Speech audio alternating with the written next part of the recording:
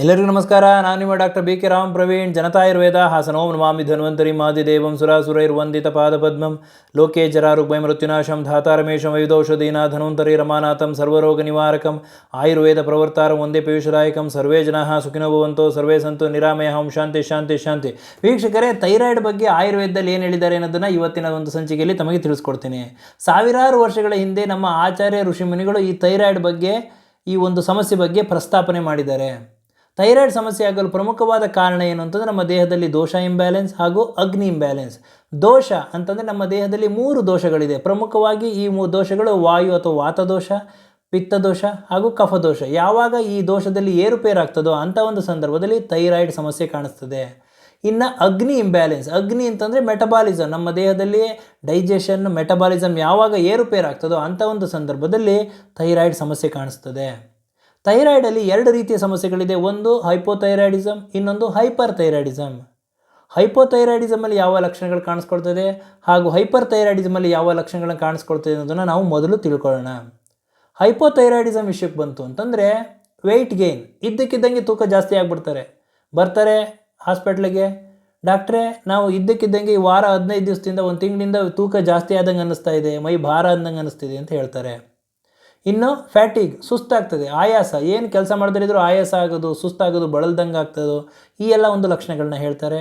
ಇದರ ಜೊತೆಗೆ ಪ್ರಮುಖವಾಗಿ ಹೇರ್ ಫಾಲ್, ತಲೆ ಕೂದಲು ಉದುರ್ತಾ ಇರ್ತದೆ, ಹಾಗೂ ಕಾನ್ಸ್ಟಿಪೇಷನ್, ಮಲಬದ್ಧತೆ ಇರ್ತದೆ, ಕೋಲ್ಡ್ ಇಂಟಾಲರೆನ್ಸ್ ಇರ್ತದೆ. ಈ ಎಲ್ಲ ಒಂದು ಲಕ್ಷಣಗಳು ಹೈಪೋಥೈರಾಯ್ಡಿಸಮಲ್ಲಿ ಕಾಣಿಸ್ತದೆ.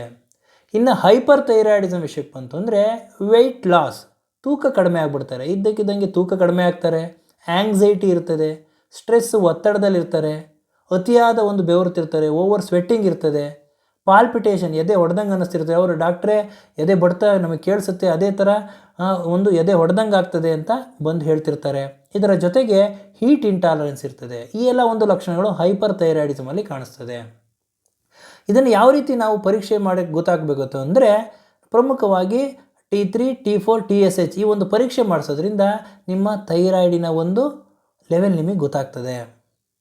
ಹಾಗೂ ಇದಕ್ಕೆ ಪರಿಹಾರ ಏನು ಅಂತಂದರೆ ಆಹಾರ, ವಿಹಾರ, ಔಷಧಿ. ಆಹಾರ ವಿಷಯಕ್ಕೆ ಬಂತು ಅಂದರೆ ಪ್ರತಿನಿತ್ಯ ಹೆಚ್ಚೆಚ್ಚು ಉಗುರು ಬೆಚ್ಚಿನ ನೀರನ್ನು ಕುಡಿಯೋ ಅಭ್ಯಾಸ ಇಟ್ಕೊಳ್ಳಿ.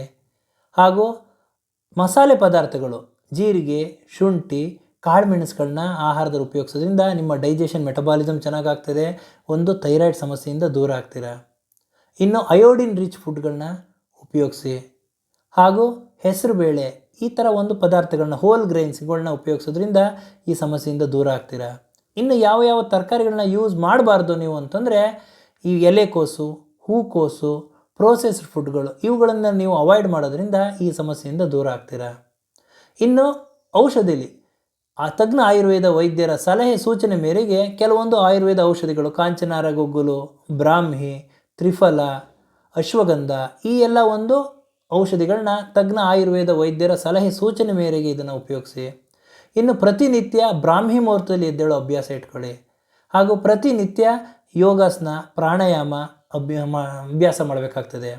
ಯೋಗಾಸನದ ವಿಷಯಕ್ಕೆ ಬಂತು ಅಂತಂದರೆ ಸರ್ವಾಂಗಾಸನ, ಮತ್ಸ್ಯಾಸನ, ಭುಜಂಗಾಸನ, ಈ ಎಲ್ಲ ಒಂದು ಆಸನಗಳನ್ನ ಮಾಡೋದ್ರಿಂದ ಈ ಒಂದು ಸಮಸ್ಯೆಯಿಂದ ದೂರ ಆಗ್ತೀರಾ. ಇನ್ನು ಉಜ್ಜಯಿ ಪ್ರಾಣಾಯಾಮ ಮಾಡೋದ್ರಿಂದ ಈ ಸಮಸ್ಯೆಯಿಂದ ದೂರ ಆಗ್ತೀರಾ. ಹಾಗೂ ಪ್ರತಿನಿತ್ಯ 7 ರಿಂದ 8 ಗಂಟೆಗಳ ಕಾಲ ನಿದ್ದೆ ಮಾಡೋದ್ರಿಂದ ಈ ಒಂದು ಸಮಸ್ಯೆಯಿಂದ ನೀವು ದೂರ ಆಗ್ಬೋದು.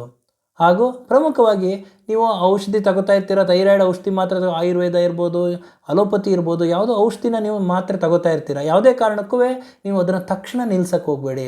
ನೀವು ಥೈರಾಯ್ಡ್ ಔಷಧಿ ತಗೋತಾ ಇದ್ದರೆ ಆ ಔಷಧಿ ತಗೋತಾ ಇರಬೇಕು. ಅದರ ಜೊತೆಗೆ ಜೀವನ ಶೈಲಿಯಲ್ಲಿ ನೀವು ಸರಿ ಮಾಡ್ಕೊಳ್ತು ಅಂತಂದರೆ ತದನಂತರ ನೀವು ಮತ್ತೆ ಪರೀಕ್ಷೆ ಮಾಡಿಸಿದಾಗ ನಿಮ್ಮ ಥೈರಾಯ್ಡ್ ಲೆವೆಲ್ ನಾರ್ಮಲ್ ಇದೆ ಅಂತ ಗೊತ್ತಾಗ್ತದೆ. ಆದ್ದರಿಂದ ಇವತ್ತಿನ ಒಂದು ಸಂಚಿಕೆಯಲ್ಲಿ ಥೈರಾಯ್ಡ್ ಬಗ್ಗೆ ಆಯುರ್ವೇದದಲ್ಲಿ ಏನು ಹೇಳಿದ್ದಾರೆ ಅನ್ನೋದನ್ನು ತಮಗೆ ತಿಳಿಸ್ಕೊಟ್ಟಿದ್ದೀನಿ. ನನ್ನ ಈ ವಿಡಿಯೋ ತಮಗೆ ಇಷ್ಟವಾಗಿದ್ದಲ್ಲಿ ಲೈಕ್ ಮಾಡಿ, ಶೇರ್ ಮಾಡಿ, ಹಾಗೂ ನನ್ನ ಎಲ್ಲ ಮುಂದಿನ ವಿಡಿಯೋಗಳಿಗಾಗಿ ಸಬ್ಸ್ಕ್ರೈಬ್ ಮಾಡಿ. ಧನ್ಯವಾದಗಳು.